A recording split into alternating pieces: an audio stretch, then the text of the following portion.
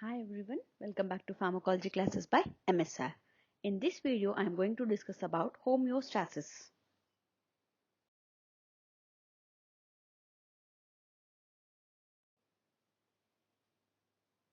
So if you are watching my videos regularly, you can see that I have started with the first unit and covered the definition of HAP with the scope, levels of structural organization and body systems, basic life process, and in this video, I am going to discuss about homeostasis. So according to the unit, according to the syllabus, we are going in detail about each and every topic. So be tuned to my channel so that you can find all the topics related to HAP. Homeostasis. Homo indicates same. Stasis indicates equilibrium. So homeostasis is a process of maintaining some equilibrium, a constant range. So though the external environment is changing continuously, there are many changes in external environment, still our body is trying to maintain a constant internal environment. That is nothing but homeostasis. Okay.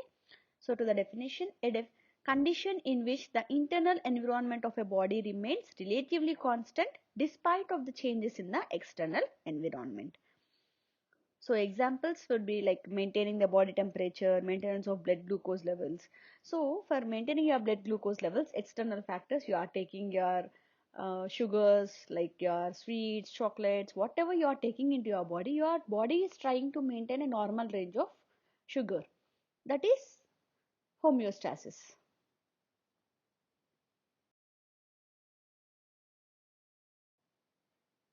So already we have discussed homeostasis is nothing but maintaining a constant internal environment despite of changes in the external environment.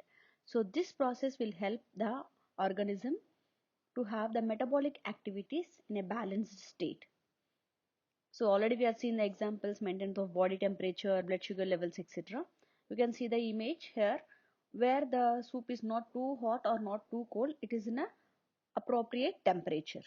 So maintenance of certain constant temperature, constant blood pressure, whatever it is, maintaining a constant range of our internal environment is nothing but homeostasis. The homeostatic system consists of three major components. The first one is the sensor, which will identify the stress or any change within our body. And this sensor, when it identifies something changed, then this will pass the information to the control center. So the control center is the one which will receive the information from the sensor and it will send a message to the effector. For example, body temperature is increased or decreased. The sensor will identify that particular change and it will inform to the control center. So control center will think, okay, so temperature is been increased, what I have to do to decrease that, and then it gives the information to the effector to do so and so. So effector is the one which is actually doing something to uh, equal that particular stimulus. Whatever change has happened, that is been recovered or come to the normal condition by the action of this particular effector. So effector is the one which will receive the message from the control center and produces some response so that homeostasis is being maintained. So sensor, control center and effector are the three major components which are helping for maintaining the homeostasis. The homeostatic mechanism is of two types, negative feedback mechanism and positive feedback mechanism. So the negative feedback mechanism is the one which will either decrease the intensity of a particular stimulus or it completely shut down that particular stimulus because of which the constant range is being disturbed. So the best example we can understand by the work of household thermostat, so that we will see in the next slide. So the home heating system, if the room temperature decreases by certain temperature, certain point, the thermostatic will automatically be activated and it will start the furnace. So what this furnace will do, it will increase the room temperature. So when the room temperature rises above certain level, then the thermostat will be shut down the furnace. So if the furnace shutdown results in again the decrease in the room temperature, again this process will be repeated. So it is a cyclic process where depending upon room temperature, either we are heating by on the furnace, or we are decreasing the temperature by shut off the furnace. So in this way a constant room temperature is maintained. So same this is applied in our body to regulate this particular stimulus to maintain a constant body temperature, blood pressure, whatever it is, to a constant range.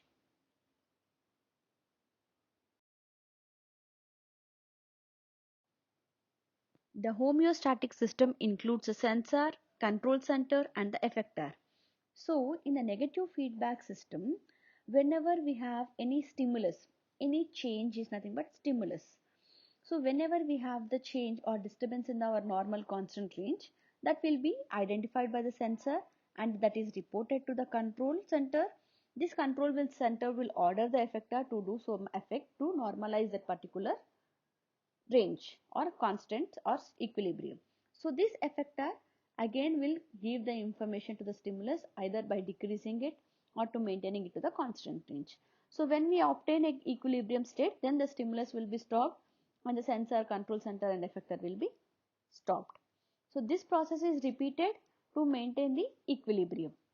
For example, if your body temperature is exceeding more than the normal temperature, then what happens? The nerve cells in our skin and the brain will be activated and they will give or pass the information to the temperature regulating center which is present in the brain. So what our brain will do, the temperature regulating center, it will give the information to the effectors. Here who are the effectors? The sweat glands. So the sweat glands in our body are being activated and they will produce the sweat. Thereby our body temperature is again decreased, which comes to the normal range. So this is a process how if there is any variation, the sensors are identifying, giving the information to control center. The control centers are passing the information to the effector. So in a given example, the stimulus here is body temperature. Either if it increases or decreases, the information will be identified or sensed by the nerve cells. Here the nerve cells of the skin are the sensors. So what the sensors are giving? They are passing the information to the control center. Who is control center here? The temperature regulating center which is present in the brain. So what the control center will do? It will give the information to the effector. So who are the effectors? The sweat glands. In negative feedback system, we have seen that if any change or any stimulus is there, our homeostatic system, by the negative feedback system, it is stopping, decreasing the intensity of that particular stimulus or completely blocks that particular stimulus. But in the positive feedback mechanism, whatever stimulus is there, it will increase that particular stimulus further. So that is called as positive feedback mechanism. If blood clotting is there, if positive feedback mechanism is activated, the blood clotting process will be increased. During the birth of a baby, if the uterine contractions are increased, that is a stimulus. But by the positive feedback mechanism, the contractions are still increased further. That is positive feedback mechanism. So whatever happens, though in the negative feedback system or positive feedback system, it helps us to maintain the equilibrium. So in the positive feedback mechanism, we require an external factor to block this particular stimulus. Positive feedback mechanism. As I told, the example for this is the uterine contractions in the baby birth. So here the sensors are the mechanical sensors present in the sensor which are identifying this particular change. The contractions are increased, that is the stimulus. So that is identified by the sensors which are the nothing but the receptors which are present in this particular cervix. So what they will do, they will send this information to the hypothalamus that so and so contractions are being increased. So here the control center is the hypothalamic center which causes the release of oxytocin. What is the effect here? Release of oxytocin. So this oxytocin will further increase the uterine contractions. So if you see this image over here, the cervix is getting dilated. The contractions are being increased. So the nerve impulse will carry this information to the brain. That is nothing but the control center over here. So what the control center is doing, it is releasing a hormone called as oxytocin. This oxytocin is carried through the blood through the cervix, so that it will further increase the uterine contractions, which helps for the parturition.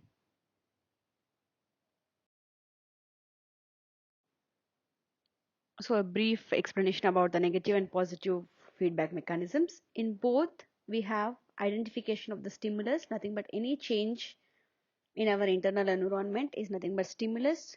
So to that, in response, our sensors will be activated. They send information to control center and they show the effect. So here in negative feedback system, that particular stimulus is being decreased, whereas in the positive feedback system, that particular stimulus is increased. We have seen the examples. Uterine contractions are increased, that is a stimulus. But what our effect is doing, again it is releasing oxytocin to increase the uterine contraction. So the stimulus is increased in the positive feedback system. Whereas in the negative feedback system, if temperature is increased, we are trying to decrease the temperature by activating the sweat glands. So sweat glands are decreasing the body temperature. So here we are decreasing the stimulus. So I hope you understand. Negative feedback system is decreasing the stimulus. Example, if body temperature is increased, we are activating the sweat glands so that body temperature is decreased. Whereas in positive feedback system, the stimulus is increased. Here the stimulus is uterine contractions, but by this mechanism the oxytocin hormone is increased, which is further increasing this uterine contractions. So the stimulus is increasing in the positive feedback system and decreasing in the negative feedback system. So as I told, we require an outside factor to shut off the feedback cycle in the positive feedback. So if the baby birth happens, that is an outcome. So the uterine contractions will be blocked.